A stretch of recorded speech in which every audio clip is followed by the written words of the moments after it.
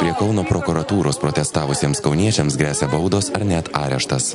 Esą mitinguotojai pažeidė teisės aktus, piktindamiesi prokurorų sprendimu panaikinti verslininkui Andriui Ūsui įtarimus seksualiai prievartavus Drąsiaus Kedžio dukrą. Buvo pradėti dvi administracinės bylos pagal 2 straipsnius. Tai vienas būtų dėl tvarkymo ir švaros taisyklių pažeidimų, būtent dėl to, kad buvo ant apygardos prokuratūros sienų ir langų tvirtinami lipdukai, skelbimai, o antras dėl susirinkimo įstatymo pažeidimų.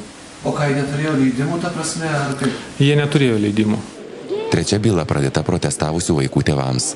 Kauno policijos vadovus papiktino vakar vakare prie prokuratūros pastato grupelės vaikų sugiedotas, iškraipytas Lietuvos himnas.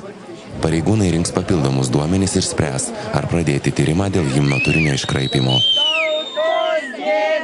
Prie prokuratūros pastato susirinkę žmonės skandavo gėdą ir reikalavo atšaukti sušvelnintus kaltinimus Andriui Ūsui pedofilijos byloje.